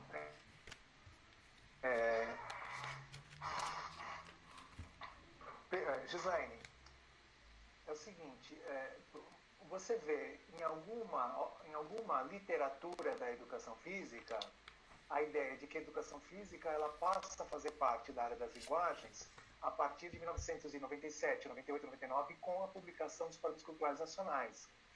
Nesse vídeo, né, que está no site lá, né, que eu procuro desconstruir essa ideia e procuro mostrar, através de um documento de época, né, que foi o meu próprio boletim, lá quando eu era criança, mostrar que já desde aquele momento, pelo menos na rede municipal de São Paulo, a educação física estava na área das linguagens, porque naquele momento a educação física figurava na área de comunicação e expressão, junto com a língua portuguesa, junto com a antiga educação artística. Então, quando a gente fica olhando, né, gente, o que tem de questão, no mínimo questionável, né, as afirmativas questionáveis na literatura da área, essa é uma delas, né, ou seja, com um documento da época, eu estou mostrando que não é de hoje que a educação física está na área das linguagens, e não foi responsabilidade dos parâmetros colocar a educação física na área das linguagens, só para a gente ficar, né, usei o exemplo do boletim, coloquei lá no vídeo para as pessoas verem, além de verem minha péssima história escolar, elas poderem ver também que não é de hoje que a educação física está na área das linguagens. Ou seja, faz mais de 40 anos que a educação física está na área das linguagens. Era essa a ideia.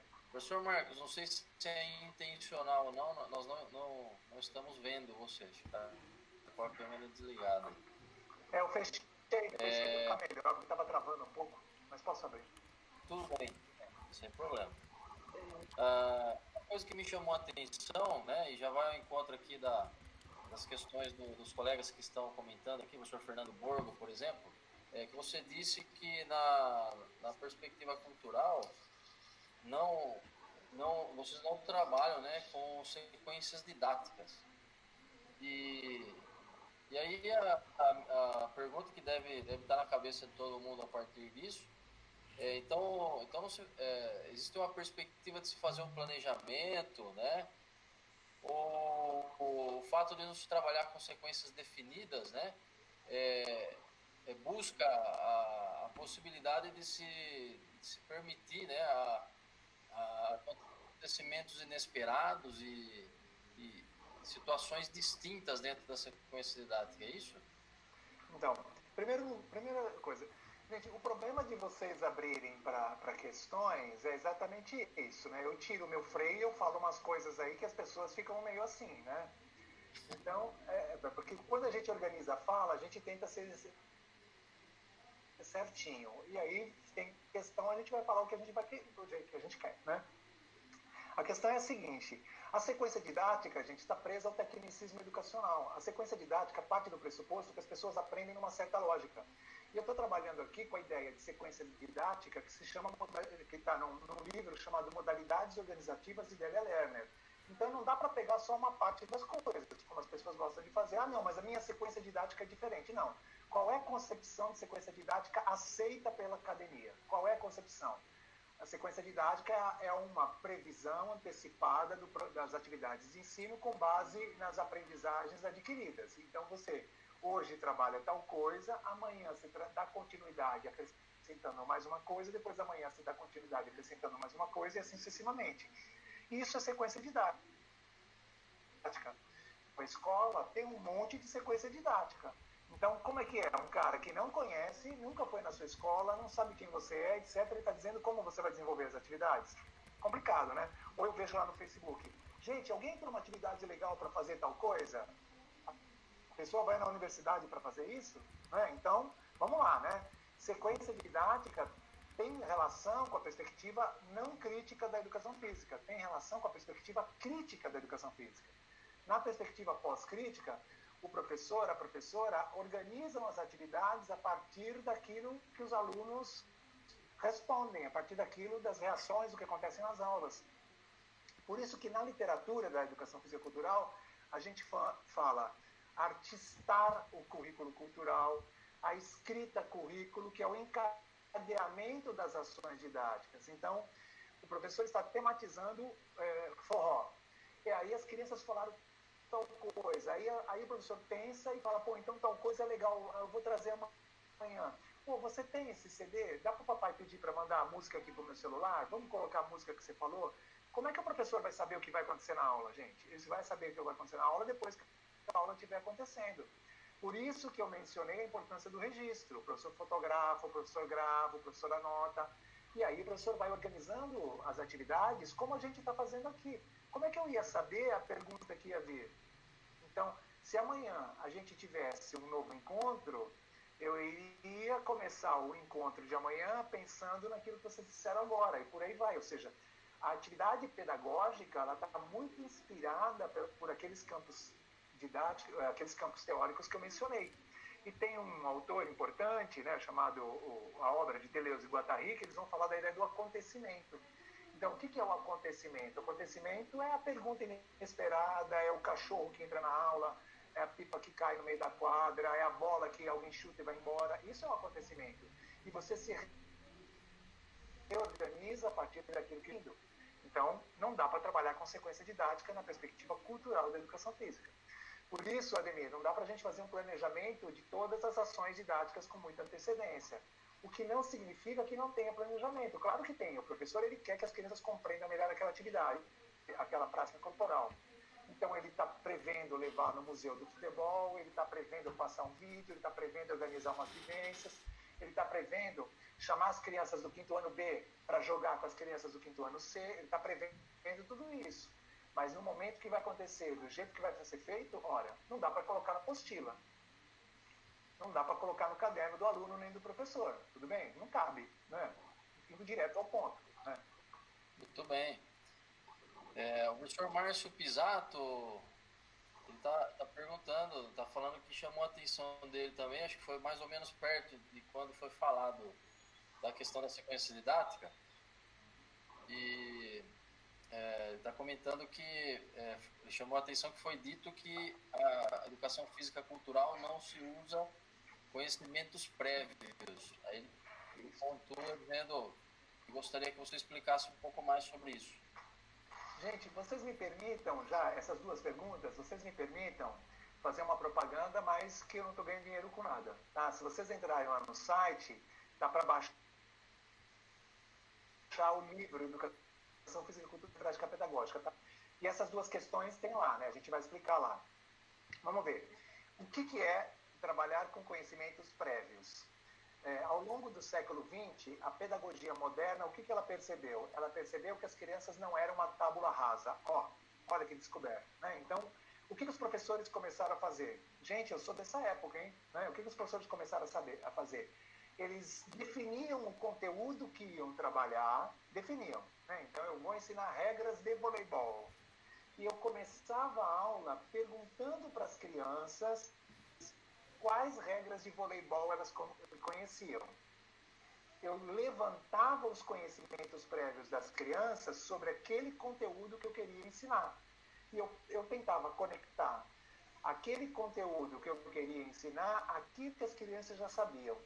Na educação física cultural a gente não faz isso, porque a gente vai tematizar as práticas corporais e vai definir as práticas corporais a partir de um mapeamento. Então, mapear não é levantar conhecimento prévio. A gente levanta conhecimento prévio quando a gente quer ensinar alguma coisa. E é ótimo, né? Isso é assim mesmo, né? Você não vai ficar perdendo tempo. Mas, na pedagogia cultural, a gente já sabe, as crianças já sabem que aquela manifestação cultural corporal, ela acontece na sociedade. A gente já sabe que elas têm vários conhecimentos. E a gente vai organizando as aulas a partir do que elas vão falando. Então, a gente não vai levantar conhecimentos para depois trabalhar ou para tentar conectar o que eu vou ensinar àquilo que ela vai dizer. Quando você diz levantamento dos conhecimentos prévios, conhecimentos prévios daquilo que você quer fazer.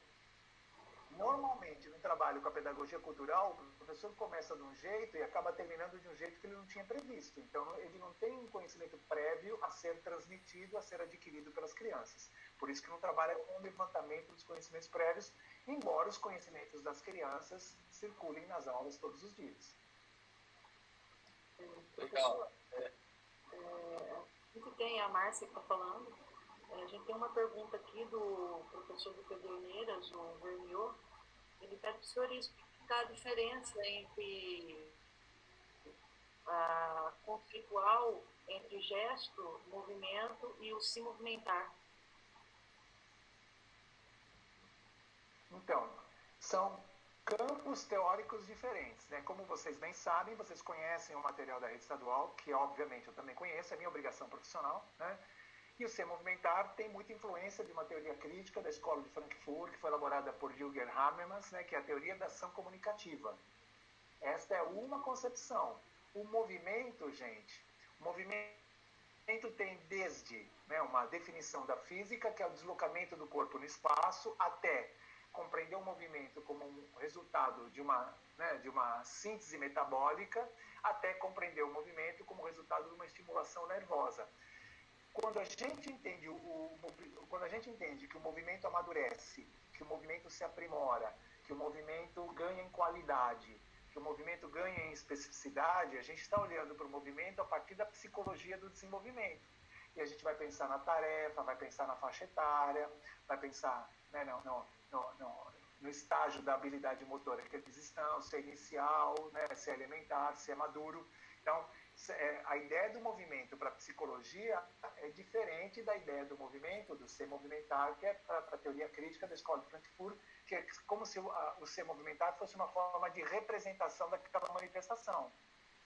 Na perspectiva cultural, na teorização pós-crítica, o movimento é um gesto, o movimento é uma forma de expressão, o movimento ele carrega significado.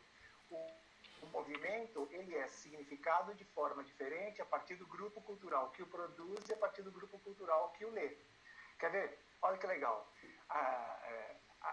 Essa dança que eles estavam trabalhando aí, o forró, a depender do lugar onde ela é dançada, as pessoas vão pensar de forma estranha, né? Então, aqui no município de São Paulo, o forró ele é muito praticado, é muito dançado nas comunidades das periferias, naqueles bares, né, no lugar que o pessoal se encontra para dançar, a população de origem nordestina. E quando você vai numa festa de São João, numa cidade do Nordeste, você vê que o forró é dançado de outra forma, com outro intuito, com outro espírito. Então, esse conjunto de significados nos permite dizer que aquela gestualidade é isto ou é aquilo. E isso tem a ver com determinadas relações de poder. Para a psicologia do desenvolvimento ou para, né, a teoria da ação comunicativa, não existe a preocupação com a significação. A significação aparece na ideia de gestualidade. A significação, no sentido que eu estou dizendo, significados elaborados a partir de relações de poder, aparecem na ideia da teorização pós-crítica. Então, são essas as distinções. É isso, quando a rede estadual se inspirava, né, gente? Porque o currículo paulista é outra coisa, hein? Né? Quando a rede estadual se inspirava na teoria da ação comunicativa, lá no ser movimentar, era uma maneira de organização didática. Agora, no currículo paulista, que é cópia da base nacional, é uma outra maneira de pensar a ação didática. Por isso que é importante ler os documentos, decifrar o que está lá, fazer debates como esse, para que vocês possam entender o que, né, como desenvolver a prática, se concordarem, né? Não precisa concordar também. Eu, por exemplo, não concordo, então. Muito bem. Professor, uma questão. Alguém tem mais alguma questão? Alguém gostaria de perguntar mais alguma coisa? Quer falar diretamente com o professor Marcos? Pode abrir o microfone também, fiquem à vontade, tá?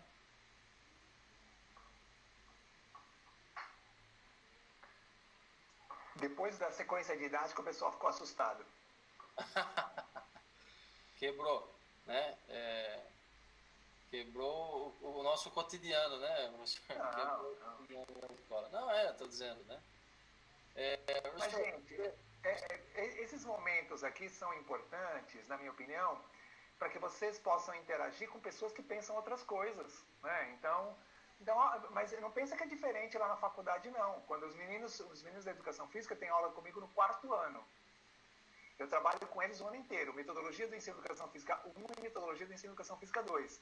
E quando eu vou detonando esses conceitos, eles ficam congelados, porque eles estão há 3 anos ouvindo sequência didática. E quando eu chego lá e falo, sequência didática tem esse problema, vai na escola ver se dá certo sequência didática. Aí a pessoa começa, né, só dá certo se você esmagar as crianças, né? E também as coisas não são para dar certo. A questão da perspectiva cultural é colocar o professor e a professora na condição de autores e criadores da proposta. Eu não aceito que alguém venha dizer para mim, na altura da minha vida, né, como que eu tenho que dar aula e o que eu tenho que ensinar. Eu não aceito isso, entendeu? Então, eu acho que sou eu que tenho que pensar quais são os objetivos, sou eu que tenho que pensar qual é o tema que eu vou desenvolver, porque eu sou professor daquela escola tal, né, que está no bairro tal, que tem pessoas tais, e que aquela escola tem lá uma galera que solta balão, e que na rua de cima tem um pessoal que tem um time de futebol, e na rua de baixo tem umas meninas que dançam não sei aonde, tem uns meninos que fazem não sei o que lá. Ou seja, é aquela escola, gente. Como é que alguém vai pensar no mesmo documento, na boa, pessoal, da Praia Grande ao... pisou numa escola, pode pensar isso, né? Vai lá ver, né? Se é a mesma escola, né? A meninada da Praia Grande e a meninada lá na beira do Rio Paraná. Vai lá ver. Não dá, né? Professor, o livro, né? A professora Sheila está perguntando do livro, para repetir o nome do livro, acho que é Modalidades de Ensino, é isso? Não, modalidades organizativas. Organizativa. É nesse livro que eu extraí o conceito de sequência didática, né?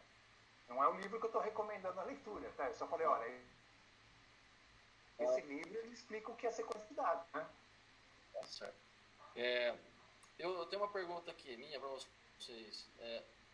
No grupo de estudos aí, né, que você criou, vocês têm feito pesquisas, por exemplo, para verificar os efeitos da aplicação da proposta cultural nas aulas de educação física ou não?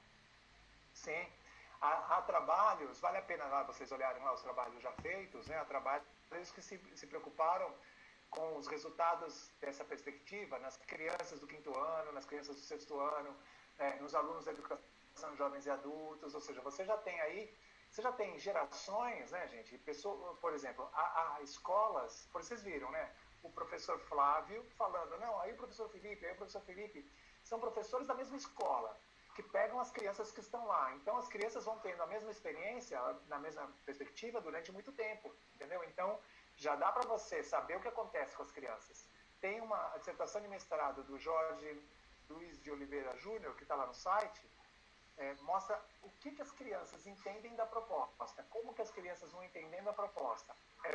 É interessante, e é legal ver também, porque ele também conversou com as crianças que vieram de outra escola. E aí estavam trabalhando com ele. E aí as crianças que vieram de outra escola também estranhavam aquilo. Mas as crianças, gente, que estão na escola e vão tendo 1 ano, 2 anos, 3 anos, 4 anos, para elas aquilo é legal, para elas aquela que é a experiência, para elas aquilo que é a educação física. Legal. A professora Silvia Vanzelli, né, para nós aqui, amiga aqui da diretoria de ensino de Jaú, ela está perguntando como é a avaliação pela proposta da perspectiva cultural. Bem colocado. Você também pode encontrar lá o artigo do Arthur Miller, porque ele estudou, tanto o Arthur Miller quanto a Nina Scuderi estudaram a avaliação na perspectiva cultural. E a avaliação não é da aprendizagem do aluno, até porque a perspectiva cultural não trabalha com a ideia de aprendizagem. Então, a avaliação não é daquilo que o aluno aprendeu. A avaliação, que é um procedimento importante na ação didática, a avaliação é dos efeitos do resultado realizado. Tudo bem? Então, por exemplo, quando terminar isso aqui, né, aí eu vou pensar, como é que foi, como é que não foi, etc. Eu vou ter uma ideia do que aconteceu dessa experiência. Aí o Ademir me manda um e-mail lá e fala, Marcos, aconteceu isso e isso, eu pensei isso e isso. Gente, é uma outra ideia do que aconteceu. Então, eu vou ter alguma informação sobre o trabalho e num segundo encontro pensar de outra maneira, na medida em que a gente avalia aquilo que foi feito e não o que ficou. Então, vai ter um questionário aqui para vocês, né, para saber o que vocês aprenderam. Mas pelas perguntas, pelas reações, pela quantidade de pessoas que entrou e saiu, pela quantidade de pessoas que depois ficou acessando o site, aí você vai tendo uma ideia dos efeitos desse trabalho. Então, Ademir, para ficar bem claro, né, a gente se acostumou com uma ideia de educação que o que a criança aprende é efeito do trabalho pedagógico. Não é assim, né? Porque, sobretudo nas práticas corporais, a criança conversa com um, conversa com o outro, acessa na internet, não sei o quê. Algumas crianças chegam, dependendo do tema, né? Elas chegam com conhecimento sobre aquela perspectiva, que as aulas são fracas demais, se a gente for pensar que as aulas vão contribuir com mais conhecimento, né? Então, imagine crianças que são de uma família que dança forró. essas crianças, elas têm saberes sobre aquilo que elas vão ajudar o professor, vão ajudar a professora. E você tem na mesma sala de aula crianças que nunca nem ouviram falar de forró. Né? Professor, a Salete, da Diretoria do Ensino de Jaú, ela fez a seguinte pergunta: a autonomia em escolher o tema, habilidade a ser trabalhada de acordo com o contexto da sua escola, aluno, essa autonomia seria pautada no currículo? Então, Salete, eu estou imaginando, né, é a Salete Cristina, estou vendo uma Salete aqui na minha frente. Ah, tá, então, está bem na minha tela aqui. Salete, obrigado pela questão. Olha, o ideal, se você pega propostas influenciadas pela teorização pós-crítica, o professor que vai definir o tema e o professor que vai definir os objetivos de aprendizagem, né? A gente não chamaria isso de autonomia, porque na perspectiva pós-crítica, ninguém é autônomo, não existe essa libertação, a gente está sempre preso a alguma coisa, as nossas ideias, nossos valores, que são heranças da cultura. Então não dá para a gente pensar num pensamento totalmente autônomo. Numa perspectiva pós-crítica, o professor define o tema que vai desenvolver. Então não dá para a gente dizer que no primeiro ano ele vai trabalhar isso, isso, isso e aquilo, no segundo ano vai trabalhar isso, isso, isso, isso e aquilo. Por exemplo, né? A ausência, gente, se tem alguma coisa que a vida vai ensinando é que a gente fala coisas, mas quer dizer outras, tudo bem? Então, olha, a ausência de lutas para as crianças pequenas é uma aberração, gente. A ausência de lutas, ou seja, como é que alguém que não conhece as minhas crianças, que não está na minha escola, né, vai dizer que eu não posso trabalhar com lutas nas crianças pequenas? Porque todas as crianças pequenas brincam de lutinha de algum jeito, em algum momento, e quando vem luta na TV e vem luta não sei o quê, ou seja, mas aí teve alguma pessoa assim que deve ser muito inteligente, né, muito mais do que todos nós aqui, que definiu que não pode ter luta. Ou que videogame tem que estar num certo lugar, ou que esporte tem que ser de um certo jeito. Calma lá, né? Ou seja, o que a educação física tem? Brincadeiras, danças, lutas, esportes e ginásticas. Essas coisas são coisas da cultura, são coisas lindas, maravilhosas que todo mundo precisa acessar. Quem vai decidir o que vai ser, tem que ser o professor, gente, que está na escola. Quem vai decidir qual é o livro que as crianças vão ler, tem que ser o professor, a professora de língua portuguesa. Quem vai decidir se fotossíntese vai ser no quinto ano, vai ser no ensino médio, tem que ser a escola, né? Então, eu receio, eu tendo a repelir essas propostas que vão fechar, né? Que vão dizer tal coisa vai ser em tal ano. Mas eu entendo que leva à produção dessas propostas. É uma tentativa de regular, é uma tentativa de homogeneizar. Eu acho que os professores deveriam caminhar de uma forma muito mais autoral, o que não significa fazer o que quer, né? Porque a educação física tem certos temas para serem trabalhados, né? Então, eu não aceito que seja futebol do primeiro ao último dia. Eu acho que naquele ano letivo, o professor vai trabalhar com 3 temas, está de bom tamanho, né? Naquele ano letivo, o professor vai trabalhar com 2 temas, um no primeiro semestre, outro no segundo, está de bom tamanho, 2 aulas por semana, certo? Agora, o mesmo tema, o quinto ano inteiro, o mesmo tema, o sexto ano inteiro, não dá. E também não aceito que as crianças escolham, né? Não, então as crianças, como fazem as escolas privadas, né? Divide e aí as crianças escolhem. Também não acho bom, né? Eu acho que aquele tema está lá porque existe uma intencionalidade pedagógica da escola em formar pessoas de uma certa maneira. Então, quem vai decidir isso são os professores da escola. Como vai ser, como não vai ser, em que época, de que forma, com quais experiências. Não é o sujeito individual e também não é alguém de cima para baixo. São os professores da escola que vão se envolver nessa definição. O professor, como eu entendo, né? O professor Verniot, ele perguntou se, né, na atual circunstâncias aqui do professor, né, de educação física na escola, se você acha que um professor que tenha uma carga horária grande, se seria mais difícil para ele aplicar ou não a abordagem cultural. Você acha que esse fator influencia na aplicação da perspectiva cultural ou não? Então, o que a prática concreta está mostrando, né? professor, a prática concreta está mostrando que é importante que os professores agrupem os temas, né, por ano. Né? Então, por exemplo, não dá para ele pensar que vai desenvolver um tema com as crianças do quinto B, do quinto C, do quinto D, e depois com as crianças do sétimo A, B e E vai ser outro, ou seja, isso fica louco. Né? Então, o professor pode trabalhar com o mesmo tema com as suas turmas todas, e depois mudar, né, com todas as turmas juntas, ou trabalhar um tema com algumas turmas e outro tema com outras turmas. E tema aqui, o que está chamando de tema, gente? É a ocorrência social de uma prática corporal. Então, por exemplo, ele vai tematizar brincadeiras de antigamente, ele vai tematizar uma modalidade olímpica, ele vai tematizar uma modalidade internacional. Então, se esse professor tem muitas turmas, é bom que ele já fale, olha, metade das turmas vai trabalhar esse tema, né? Vamos supor, as turmas do ciclo 1, né? Do Fundamental 1, vão trabalhar esse tema, e as turmas do ensino médio vão trabalhar esse tema. Ele define, não tem problema. Né? A quem cabe essa decisão? Ao professor, que é responsável pelo trabalho. Legal. E a professora Ana Cláudia Moraes, ela está perguntando se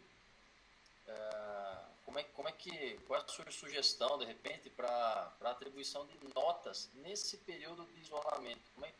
Como é que você vê o processo de avaliação agora? Então, posso completar? Sim. Pode, claro. Você falando da avaliação, então você citou a avaliação formativa e nós no Estado usamos a classificatória. Pelo que eu entendi, né? Você falou sobre a formativa. E nós temos que usar, no momento, nós temos que usar a classificatória. Acho que vai de encontro à pergunta anterior. Tá certo. Perfeito. Então, né, gente? Eu vou falar uma coisa, colegas, né? Vou falar uma coisa, gostaria que vocês entendessem, né? Uma jamanta, é uma coisa que acho que nem todo mundo vai saber o que eu estou falando, uma jamanta não cabe na garagem de um Fusquinha. Entenderam o que eu falei? A Ana Cláudia Moraes fez uma cara de que não está entendendo nada. Jamanta, Ana Cláudia, é um caminhão gigantesco, aqueles caminhões carreta. Né? Isso é uma jamanta. Né? É uma linguagem que a gente usa aqui. Um caminhão gigantesco não cabe na garagem do Fusquinha. Então, na rede estadual, a rede estadual tem uma concepção de avaliação, a rede estadual tem uma concepção de currículo, que eu sei muito bem qual é, né, gente? E nós estamos aqui conversando sobre uma ideia de educação física que às vezes não cabe nessa ideia de currículo. Marcos, se você estivesse na rede estadual, o que você faria? Vamos supor, se eu tivesse voltado no tempo e estivesse lá como professor da rede estadual, eu estaria fazendo o que vocês estão fazendo, né? Eu estaria fazendo aquilo que a rede está dizendo. Porque, gente, como professor dessa rede, eu tenho que seguir as normas da rede. Mas na reunião pedagógica eu questionava, nos encontros com o professor formador eu questionava, eu dava ideias, eu propunha, eu tentava unir meus colegas, eu tentaria fazer isso. Né? O que não dá é, se a rede trabalha com avaliação classificatória, que tem que dar nota para aluno, você chega lá e tentar empurrar na escola uma outra concepção de avaliação. Agora, gente, pedagogicamente, eu estou acompanhando o debate que está acontecendo na rede, né? Pedagogicamente, você não pode avaliar alguma coisa que não foi feita. Porque na educação, gente, a avaliação é sempre resultado de um processo. Então, é contraditório atribuir qualquer menção, seja ela a máxima ou a mínima, para uma pessoa que não teve experiência, né? Porque uma pessoa que não pode, mas nós somos obrigados. Tudo bem, então põe todo mundo com nota alta ou põe todo mundo com nota baixa. Não, porque não vai mudar, né? Isso aí não vai mudar. E houve países, né, que viveram a pandemia um pouco antes da gente, né? Porque a pandemia veio nesse sentido, né, do leste para o oeste, né? Então, né, nesse mapa mundi que a gente conhece, países que disseram, não, todo mundo vai ser promovido para o ano seguinte, porque também não interfere tanto assim, né? Então, tudo bem, qual é o problema? Ou vamos criar o 4º ano aí do ensino médio? Fazer o quê? O que a gente não pode é atribuir notas para quem só conseguiu encaminhar uma atividade, né? Para quem não tem as mínimas condições, para quem... que a Aline mostrou pra gente os videozinhos que ela recebeu. E os videozinhos que ela não recebeu, gente? As crianças não puderam fazer. Tudo bem? Então, É isso que a gente tem que levar em consideração, né? Ana Cláudia, estamos na sala de aula. Levantou a mão para falar. É isso que eu perguntei na minha questão, né? Primeiro, obrigada pela explicação, pela palestra. Eu questionei que a realidade dos alunos são diferentes. Na minha escola, por exemplo, eu tive que levar alimento para os alunos do assentamento há uns dias atrás. Eles não têm nenhum alimento para comer, né? Quem dirá um celular para poder acompanhar as atividades, nós tivemos que levar impressa. E aí o sistema nos obriga a atribuir uma nota para esse aluno. Então, é essa a minha questão. Não sei se os professores que estão acompanhando têm a mesma realidade ou têm alguma sugestão. É que eu não acho justo deixar aquele aluno lá do assentamento que não tem a condição de acompanhar sem nota e um aluninho que está conseguindo realizar as atividades, para ele eu vou atribuir nota, mas não seria injusto? Muito injusto. Eu estou de acordo com você. Eu penso, Ana, que vocês têm que ter essa leitura.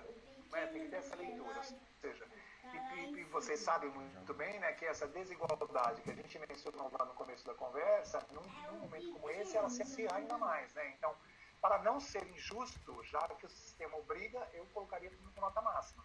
Para não ser injusto. Né? Mas é isso. Professor Marcos, acho que nós encerramos por aqui, né, as questões, pelo menos, pelo que apareceu para mim aqui, tanto no Facebook quanto no chat já se esgotaram, tá? Também nós já vamos aí para quase 2 horas de conversa, de apresentação. Gostaria mais uma vez de agradecer a você, né, pelas explicações, né? Acho que nos trouxe muita clareza, né, especialmente sobre a perspectiva cultural de ensino, como é que você vem pensando na educação física escolar. E isso vai nos dar mais um gás, mais um norte, né, para seguir trabalhando aí, especialmente no meio dessa pandemia que nos tem imposto tantos desafios, né, para poder aplicar, né, a nossa educação física escolar, tá? Se você tiver alguma coisa para falar, né, para encerrar, fique à vontade e depois eu já passo a palavra para a professora Márcia. Eu quero só agradecer novamente, né, dizer para vocês que não há nenhuma intenção em conversar com a proposta dizendo que é bom, né, dizendo que é melhor, não é nada disso, é mais uma possibilidade. Então eu parabenizo e exalto a iniciativa da diretoria de ensino de convidar várias pessoas, de discutirem, de ouvir vocês, etc. Eu acho que é isso que tem que ser, né? Então, longe da gente querer impor, porque se a gente quiser que a educação fisicultural vire para todo mundo, a gente vai ser contraditório com aquilo que a gente defende. Né? Então, a gente defende a pluralidade de ideias e que as pessoas possam ter concepções distintas. Né? Então, a diferença ela é uma coisa positiva, ela não é uma coisa negativa. Só isso. Obrigado. Bom, gente, em primeiro lugar, eu queria agradecer a todos, né, que estão participando, agradecer novamente o Testa pela colaboração, pela parceria. E professor Marcos, muito obrigada de coração, em nome da diretoria de ensino de Jaú, da minha dirigente, da Carla, da Salete que está presente. Muito obrigada, foi excelente a palestra que o senhor deu para a gente. De coração, muito obrigada mesmo, viu? Obrigada a todos. Legal. Pessoal, para quem perdeu alguma parte, algum trecho aí da apresentação, tudo ficou gravado, tá? Espero não ter tido nenhum problema na gravação também, né? Mas assim que tudo estiver pronto, eu de alguma forma vou disponibilizar aí para vocês reverem, né? E para quem não conseguiu também, às vezes, por algum motivo, né, poder assistir também. Tá joia? Professor Marcos, um grande abraço. Mais uma vez, obrigado. Esperamos numa próxima aí fazer outros momentos como esse, tá? E já aproveitando o momento, né, para convidar os amigos, os colegas, na semana que vem, tá, na quinta-feira, no mesmo horário que ocorreu essa apresentação, a partir das 9h30, a gente vai estar conectando aqui para tentar iniciar aí perto das 10. O professor Mauro Betti, tá? Vem falar conosco também sobre as ideias dele. E ele vem falar um pouquinho sobre a BNCC, tá? Ele vem fazer críticas construtivas e também falar das possibilidades de trabalho na educação física escolar, olhando para a Base Nacional Comum Curricular, tá? Que é uma outra perspectiva também para nós agregarmos aí ao nosso trabalho cotidiano, tá joia? Mais uma vez, obrigado, tá? Vou encerrando aqui a transmissão, então, tá? Tchau, tchau.